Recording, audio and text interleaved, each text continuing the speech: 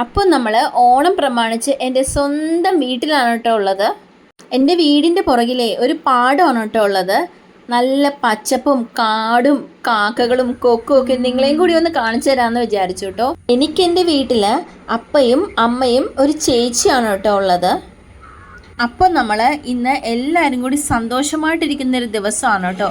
വാചകടിയും ഭക്ഷണം ഉണ്ടാക്കലും ഒക്കെ ആയിട്ട്. അപ്പോൾ ദേ ഈ ചേട്ടൻ നമ്മുടെ വീടിനടുത്ത് തന്നെ ഉള്ളതാണ് കേട്ടോ. അപ്പോൾ വല വീശിയപ്പോഴത്തേക്കും എനിക്കും ചേച്ചിക്കും കുറച്ച് മീനിനെയൊക്കെ തന്നിട്ടുണ്ടായിരുന്നു. തിലോപ്പി മീനായിരുന്നു കേട്ടോ കിട്ടിയിട്ടുണ്ടായിരുന്നത്. ആൾഡ്രിൻകുട്ടനാണെങ്കിൽ ഭയങ്കര സന്തോഷമായിരുന്നു കേട്ടോ.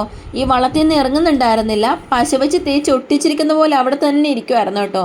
അപ്പോൾ ഇതായിരുന്നു കേട്ടോ മീൻ കിട്ടിയിട്ടുണ്ടായിരുന്നത്. പിന്നെ മീനൊക്കെ എടുത്ത് ഫ്രിഡ്ജിൽ വെച്ചിട്ടുണ്ടായിരുന്നു കേട്ടോ.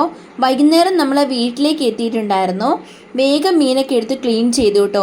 ഇല്ലെങ്കിൽ ഒരു കൂട്ടം കൊതുകുകൾക്ക് ബ്ലഡ് ഡൊണേഷൻ ചെയ്യേണ്ടി വരും കേട്ടോ. അപ്പോൾ വേഗം മീനൊക്കെ ക്ലീൻ ചെയ്തെടുത്തു.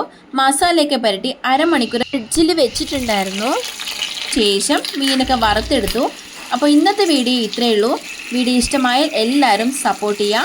Thank you so much. Bye bye.